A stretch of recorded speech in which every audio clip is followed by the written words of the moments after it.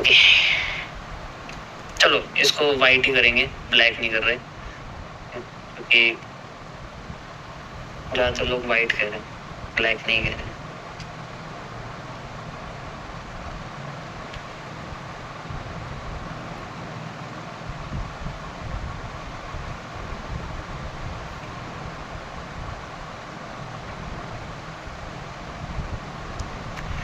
Okay guys, सो आज का मैं तुम्हें एक रिवीजन टॉपिक बता रहा हूँ, मजा आएगा सुनने में, ठीक है।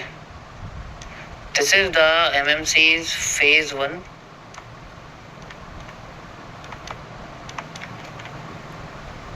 ठीक है। वो मेरा हाथ थोड़ा सा लिख नहीं पाया क्योंकि मेरे अभी सिरिंज लगी थी हाथ में, मतलब किसी वजह से, तो थोड़ा सा ना बैंड होने में प्रॉब्लम हो रही है, इसलिए टेढ़ी मेरी राइटिंग हो सकती है। ओके, पर फिर भी मैं लिखूंगा। तो यहाँ पर मैं आपको लिक्विडिटी के कॉन्सेप्ट एक्सप्लेन करता हूँ। व्हाट इज लिक्विडिटी, ठीक है।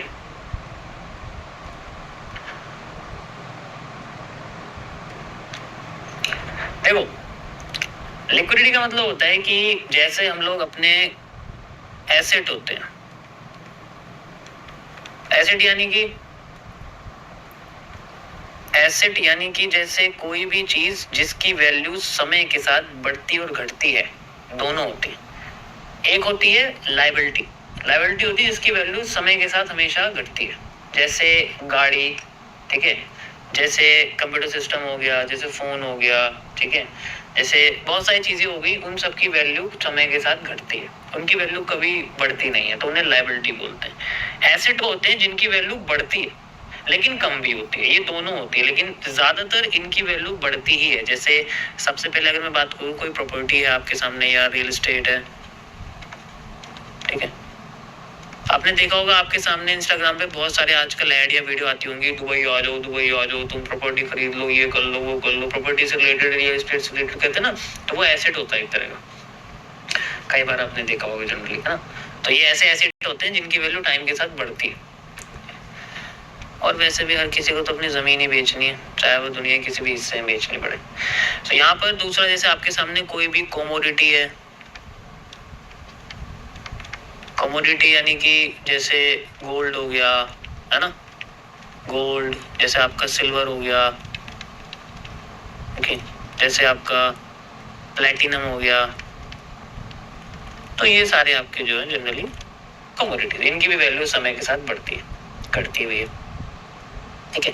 जैसे गोल्ड है तो AU हो गया, और हम बोलते हैं इसको, सिल्वर है तो AG हो गया, अर्जेंटम, प्लेटिनम है तो PT हो गया, ठीक है। तो इनके आगे X लगता है, X आउंस से मतलब है, XAG USD, XPT USD, इस तरीके से होता है इनका नाम होता है, ग्राफ में इनको इस तरीके से लिखते हैं, ठीक है। तो ये टाइम के साथ इंक्रीज होते हैं, बढ़ते भी हैं घटते भी, दोनों होता है इनके साथ। ओके, देखो ये जो तुम्हें बता रहा हूँ मैं बहुत पहले बता चुका हूँ, मेरे बाद लिक्विडिटी वर्ड बहुत बूम करा है, मेरे बाद सप्लाई डिमांड वर्ड बहुत बूम करा, हर किसी के मुंह से तुम सप्लाई डिमांड, ठीक है, हर किसी के तुम सप्लाई डिमांड ही सुनोगे मुंह से, पहले नहीं आता था, 1 साल पहले किसी के मुंह से सप्लाई डिमांड नहीं निकलता था। इसी तरीके से कई सारे एसेट होते हैं, जैसे आपका कोई भी कंपनी का शेयर हो गया, है ना, शेयर हो गया किसी भी कंपनी का, शेयर वगैरह हो गया आपका। So these are all the assets.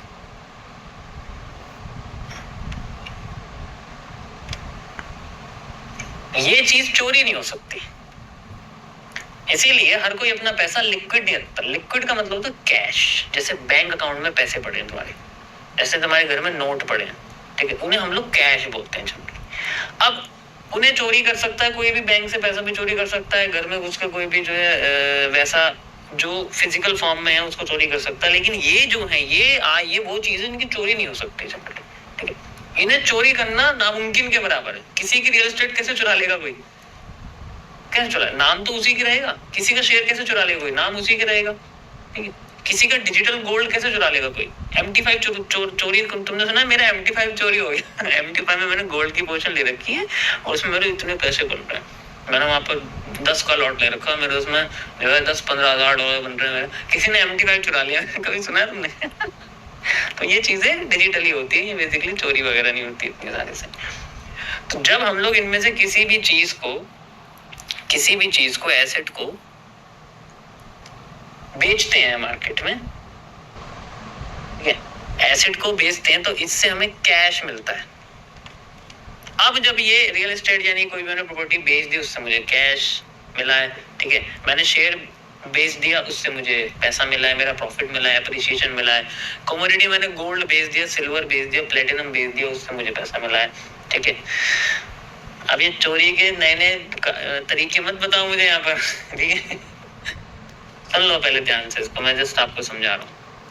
तो अब इसमें क्या है कि जैसे कैश मिल गया मेरे को इन सब चीजों का, तो जनरली हर कोई ये एसेट में कैश का कन्वर्जन करता नहीं है, क्योंकि ये हो सकता है वो किसी और जगह पे जाके करे। जैसे अगर तुम मान लो इनमें से कोई भी चीज, जैसे हम अपनी कंट्री की बात करें, इंडिया की अगर मैं बात करूं, तो इनमें से कोई भी चीज अगर तुम बेचोगे ना तो उस पर इतना टैक्स लग जाएगा, उसका प्रॉफिट ही चला जाएगा, अप्रिसिएशन ही खत्म हो जाएगा, ठीक है, अप्रिसिएशन ही खत्म हो जाएगा। तो इसलिए हर कोई इन एसेट्स को बेचता नहीं है, इन एसेट पर लोन लेके उस पैसे को इस्तेमाल करता है फिर और इन्वेस्टमेंट करने के लिए। लेकिन अगर इन केस अगर इन एसेट को बेच दिया जाए तो इससे एक फ्लो क्रिएट होता है, इसे हम लिक्विडिटी कहते हैं। The process of creating a liquid cash is called liquidity. अब जब एसेट कैश में कन्वर्ट होता है तो इसका मतलब होता है स्वैपिंग करना, इसे हम लोग लिक्विडिटी स्वैप बोलते हैं, स्वैपिंग करना, ठीक है, this is the liquidity swap. अब जब भी ये प्रोसेस हो रहा है यहां पर आपका उस एसेट का प्राइस फ्लक्चुएट नहीं होना चाहिए, ठीक है। सबसे बड़ी बात ये कि जो एसेट का प्राइस है वो कभी भी फ्लक्चुएट नहीं होना चाहिए बहुत ज्यादा, कि एकदम ही अलग ही लेवल पे चला गया, उसका प्राइस ही चला गया। गोल्ड अगर बेच रहे हैं तो उसका प्राइस फ्लक्चुएट नहीं होना चाहिए ज्यादा, सिल्वर बेच रहे हैं तो फ्लक्चुएट, आसान भाषा में मैनिपुलेट नहीं होना चाहिए, ठीक है, बिना फ्लक्चुएशन के, विदाउट फ्लक्चुएशन। ये सब मैं पहले बता चुका हूं। इसी तरीके से जब कैश को इनमें से किसी भी एसेट में कन्वर्ट करते हैं, ठीक है, तो इसको हम लोग स्वीपिंग करना बोलते हैं, स्वीप, ठीक है, इसे हम लोग लिक्विडिटी स्वीप बोलते हैं जनरली, ओके। अब बात करते हैं कि ये इंक्रीज कैसे होती है। अब मैं आपको एप्रिशिएटिंग लिक्विडिटी के बारे में बताता हूँ, किस तरीके से लिक्विडिटी एप्रिशिएट होती है। इसे हम लोग जनरली फ्लोटेशन ऑफ रिटेस्टिंग बोलते हैं। जैसे मान के चलो एक मूव हो रहा है इस तरीके से, ऐसे जा रहा है, इसके बाद मार्केट में एक हैंगिंग मैन आया या हैमर आया और यहीं से मार्केट में स्वीप हुई एंड देन मार्केट अपने आप को ऊपर लेके चली गई, ठीक है। फिर दोबारा मार्केट ऐसे बनी, ऊपर गई, आफ्टर इफेक्ट हुआ, यहाँ पर फिर से कैंडल आई, फिर मार्केट ऐसे होकर चली गई। तो ये जो इसका अपर साइड बना है इसे हम लोग फ्लोटेशन बोलते हैं। लिक्विडिटी फ्लोट करती है, वही सेम प्रेशर मार्केट का ऊपर चलता रहता है, ठीक है।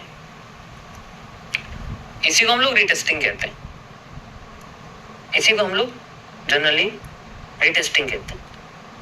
जब इनमें से कोई भी एक कैंडल फेल हो जाती है तो मार्केट रिवर्स कर जाती है और फिर रिवर्सल में ये चीज होना शुरू हो जाती है। जैसे मान के चलो यहाँ पर भी एक कैंडल बनी है और ये फेल हो गई, फेल होती मार्केट अब रिवर्सल में कैंडल देना शुरू करेगी, ये होती लिक्विडिटी स्वैप, ये होती लिक्विडिटी स्वीप। नीचे से जब बुलिश प्रेशर आता है ना तो उसे हम लिक्विडिटी स्वीप कहते हैं। किसी चीज को खरीदते हैं तो उसकी वैल्यू बढ़ती है, तो जब कैश से इनमें से किसी भी एसेट को खरीदेंगे तो वहां पर हैमर बनेगा, और अगर एसेट बेचेंगे कैश खरीदेंगे तो वहां पर शूटिंग स्टार, इन्वर्टेड हैमर, ये सब बनता है। ये मान के चलो ये सारा इनका कॉन्सेप्ट होता है।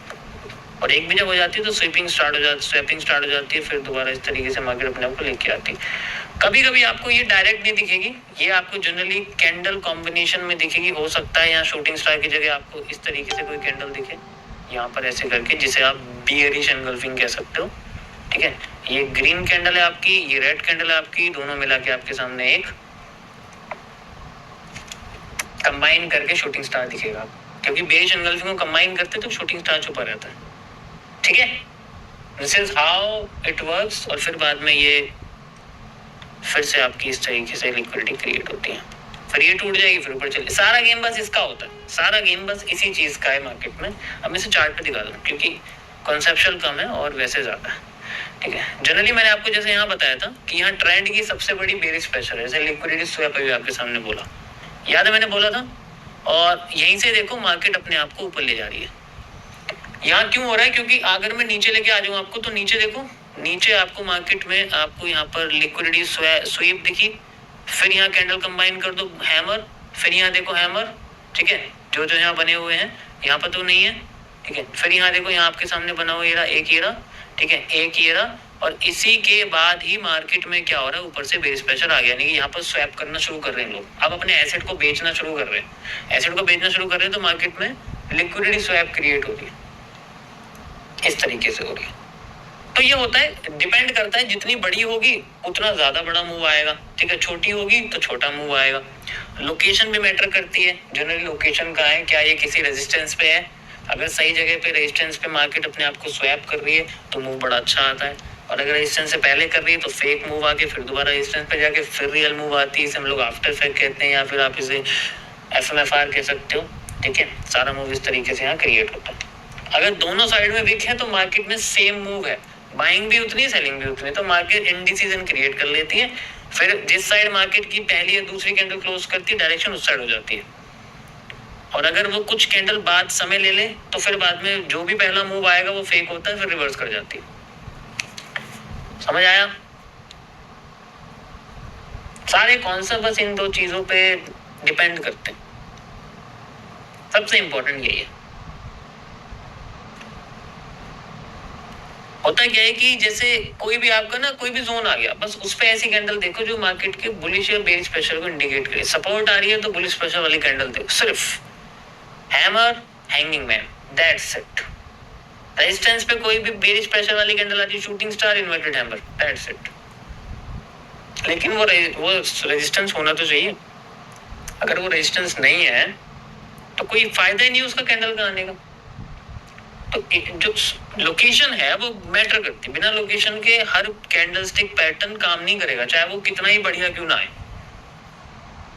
ठीक है। जैसे यहाँ मैंने आपको बताया कि ये सपोर्ट बन गया आफ्टर रेजिस्टेंस, क्योंकि यहाँ पर आगे मार्केट ने फिर से हमें बुलिश प्रेशर दिया, ठीक है। अब यहाँ के मार्केट ने हमें स्वैपिंग दी, क्योंकि ये अपने यहाँ पर कुछ जोन पर ही आई हुई है, लेकिन ये देखो, ये आप देखोगे तो ये अपने रेजिस्टेंस जोन पर आई हुई है, ठीक है। यहाँ पर आप देखोगे अभी आई नहीं है जनरली, ठीक है, उससे पहले ही मार्केट में प्रेशर आ, लेकिन इंडिकेट कर रही है कि मार्केट धीरे धीरे करके अपने आप को बेरिश प्रेशर में लाना शुरू कर रही है, लेकिन तब तक मार्केट ने रेजिस्टेंस को सपोर्ट में बना दिया, क्योंकि वहां पर फिर से उसने वही बुलिश प्रेशर दिया, वही फिर से लिक्विडिटी स्वीप करना शुरू करा। Got it? समझ आया?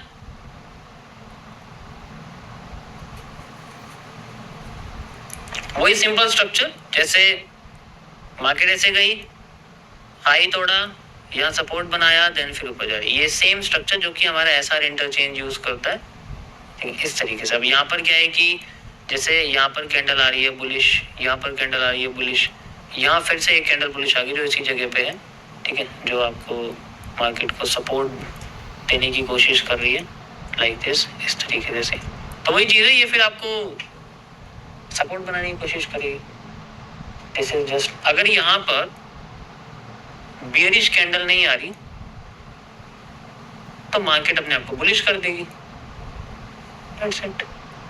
उसका अपोजिट में कैंडल आ गई तो बाकी सब कुछ सेम स्ट्रक्चर रहेगा।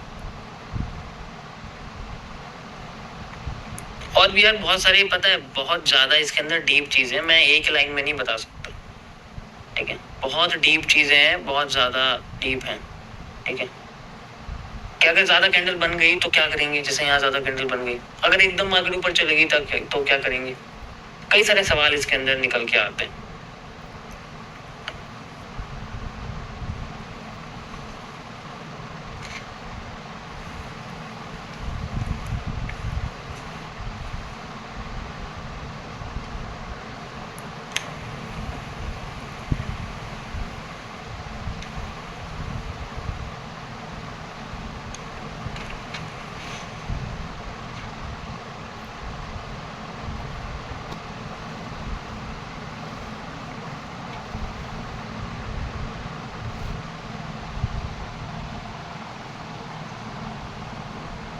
कंफ्यूजन है इसमें, देखो एक बार में तो आएगा नहीं, क्योंकि जितने भी आप न्यू लोग हो, क्योंकि आप शुरू से नहीं हो यहाँ पर, तो इसलिए उससे पहले बहुत सारी चीज़ें हैं जो